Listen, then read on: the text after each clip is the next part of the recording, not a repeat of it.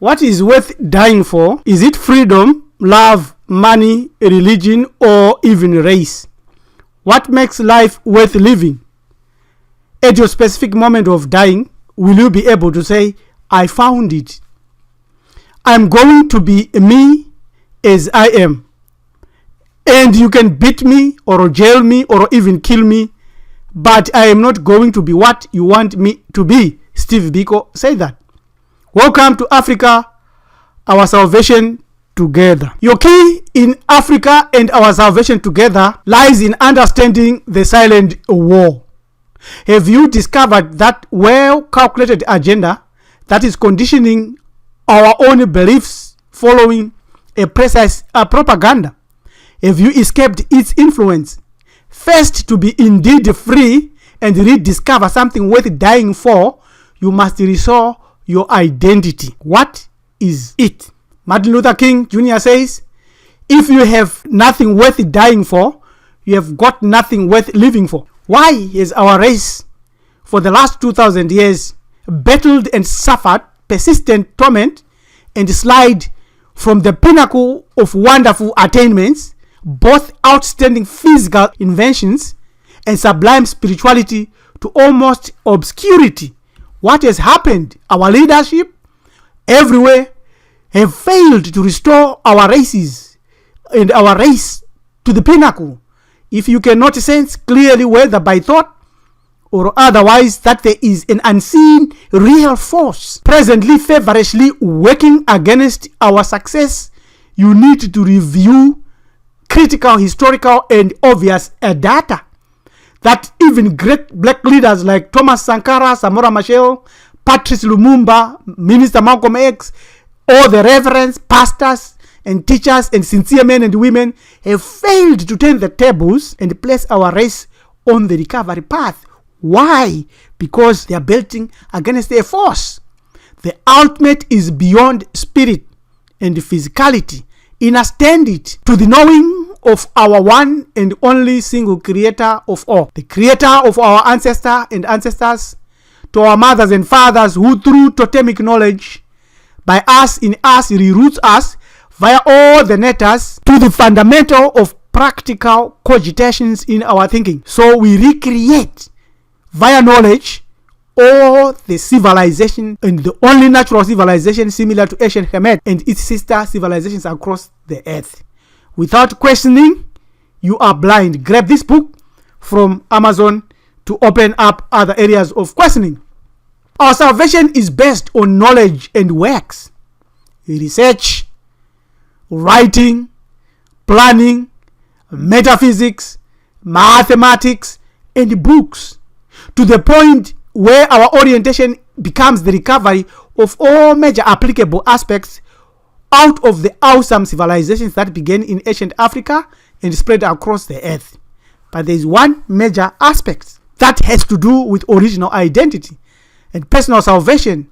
All the two together identifies to the original ancestor and then begins to restore ancient ancestral mandate within the confines of our families, totemic tribes, and race. There are steps to salvation. These are: 1. Call of duty. 2. Removal of sovereignty stupidity. 3. Removal of yourself totally from foreign religions as well as foreign meditations and metaphysics. The call of duty, our call of duty activates us once we are awakened by the spirit to become involved in heralding and propagating to the best of our abilities issues like identity, and we begin to experience a life worthy of such great people as our ancient ancestors. Comprehending that this and many other truths should never be taken for granted or assumed to be of your own intelligence or self-doing, but a serious ancestral and divine tap to the shoulders to awake you from the amnesia and death-like slumber under which millions of our people labor today. We find that freedom, money, love, religion, and even race are not worth dying for unless they are ours, systematically derived by us. Salvation cannot come from outside our race. So salvation comes from the word salvare, Latin, to save, or in the Greek soteria, and Old French salvation, which gave the English salvation.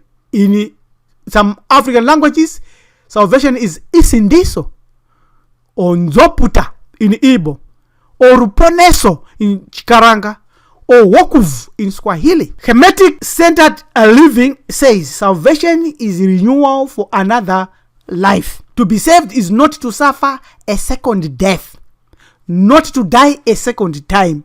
According to our ancient teaching, the saved are the living today, and the twice dead are those that have condemned. That's what you must avoid. Ignorance pushes you to the second death. Worshipping other deities, other gods, other foreign ideologies leads you to the second death. Impact of a Berlin Conference on Africa is number 2. So you should remove sovereignty stupidity. The African case is really sovereignty stupidity today. The said thinking planted into us by the colonizer and enslaver that we are of a particular nationality based on the current divisions and borders in which our ancestors never participated. Names of countries all drawn during European colonialism and enslavement. Thus, in that sense, you should never think yourself you are as a Nigerian, as a Zambian, as a Zimbabwean, Namibian, South African, Jamaican, Fijian. We are all the original owners of the earth. In simple, everything that destroyed and colonized and enslaved us must be removed. Whether spiritual or emotional or filial attachments must be removed. Otherwise, become complicity in the destruction of that which our Creator revealed to our ancestors. Number 3, remove yourself totally from belief and practices that came from foreigners. To be saved as a Mutu or a Bantu is very radical. Today, there are many bridges to be burned for good. Many challenges ahead, many of which are necessary to bend the dross that our lives have and continue to rub on and may have accumulated. But there is no need to be apprehensive, for the Creator of our ancestors and our ancestors gave us the tools to use. All we need is to follow their guidance. However, some radical shifts and actions are deemed pivotal. These include, among many others, removing oneself from participating in Eurogenital political ideologies and religions, spiritualities, sororities, or even party politics. The other threat to our salvation is the Chinese recolonization of Africa being encouraged by our own leaders and trillionaire dynasties with an agenda of genocide that might actually start in Africa. The biggest threat to our salvation comes the Package Principle. Study this book by Brother Bayem Biik and see that the 60 billion or any so-called investment in Africa is just like a fisherman going to the river to fish. He uses bait. So Chinese aid is just bait to pick out the whole of Africa to give it to the Chinese. Let's continue to look at the restoration activities that we should engage in. These restoration activities are the commitment to Ma'ati Ubuntu and the philosophy of the divine force that is in you, not of some God somewhere in heaven there, but recognizing your own divinity and evolving the best out of you, not to save something, to save an idol, to have a relationship with an idol, or to fight some inner conflict, but rather to plant and build some inner peace. Go to this website and study some more.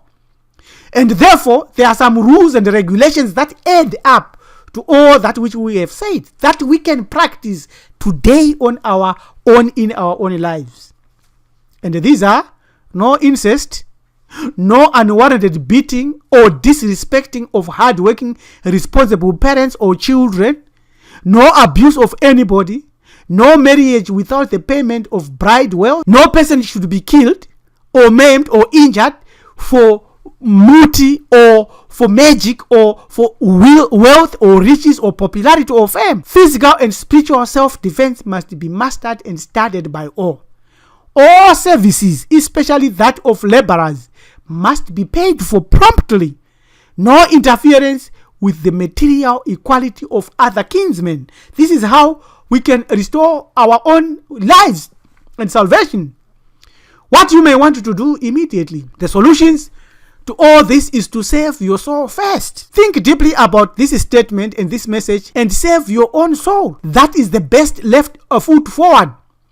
But how do you do that? We've already shared some basic steps. Call of duty steps for total salvation, repentance, removal of sovereignty stupidity mentality, removal of yourself from Christianity, Judaism, Hebrew Israelism, Islam, Indian, yoga and meditations, and anything that is not Ubuntu or Mahad. Kamiti Iburu Ethics Maarifa Development Organization call to duty, call to action says you must consider and do this immediate. More power comes from these other actions which you may desire to do. Solidifying your personal relationship with the creator of our ancestors and acknowledge your ancestors by thinking about them and doing Mahati daily. Actively supporting to the best of your ability, to the best of your thinking and thoughts and practical political contribution, entrepreneurial, economic, technical, as well as socio-cultural, innovative, systematic ideas in solidarity with other African groups or group whose agenda enhances your relationship with the creator of your ancestors, your neighbors, your ancestors, yourself, your family, and other Bantus. If you decide to link with us, you can send us an email. Please indicate any time Sindiso or Tendoko so we know it is specifically about our salvation together. Send your email to join@maarifa.com. Commitment is to Mahati Ubuntu, and it follows some vital ethics like balance, intelligence, and harmony. Connect and network with a spiritual movement which represents your own image and divinity within our African culture. Then you can draw inspiration and blessing from our ancestors into our community. This, our salvation together, and thus our identity is worth dying for. This spiritual rabbi LM Tumisulu of Kamiti Iburu Ethics Maarifa Development Organization, Tatenda Siabonga. Have a good day.